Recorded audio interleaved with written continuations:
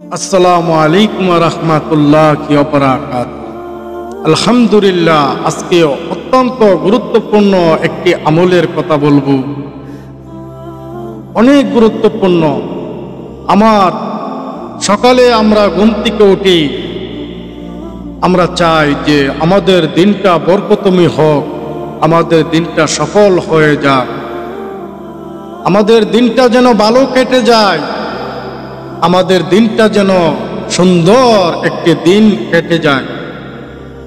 কেউই চায় না মারামারি কাটাকাটি অথবা আমার কোনো বিপদ, আমার কোনো সমস্যা হোক। নবীজি সাল্লাল্লাহু আলাইহি ওয়াসাল্লাম একটি সুন্দর একটি আমলের কথা বলেছেন। সকাল সকাল সকাল যদি আমলটি করতে পারি, আমাদের দিনটা বরকতময়, দিনটা সুন্দর করে আল্লাহ পাক কাটিয়ে দিবেন।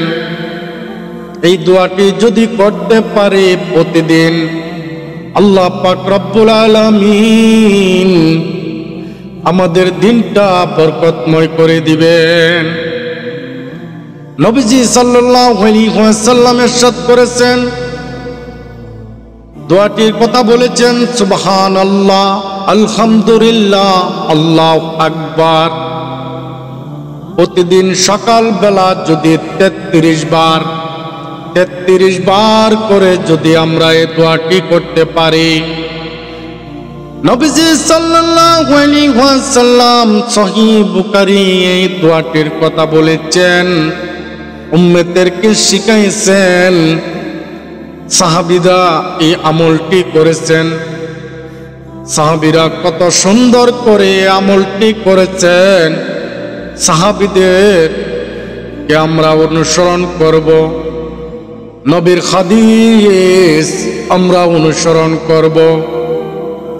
আমাদেরকে শিক্ষা দিয়েছেন প্রিয় নবী রাহমাতুল লিল আলামিন জনাবি মুহাম্মদুর রাসূলুল্লাহ সাল্লাল্লাহু আলাইহি ওয়াসাল্লাম। এই শিক্ষাগুলো আমাদের বাস্তবায়ন করা দরকার আছে কি না? অবশ্যই অবশ্যই আমাদের উপকারের জন্য প্রিয় নবী রাহমাতুল লিল আলামিন এই দোয়াগুলো আমাদেরকে শিখিয়ে দিয়েছেন।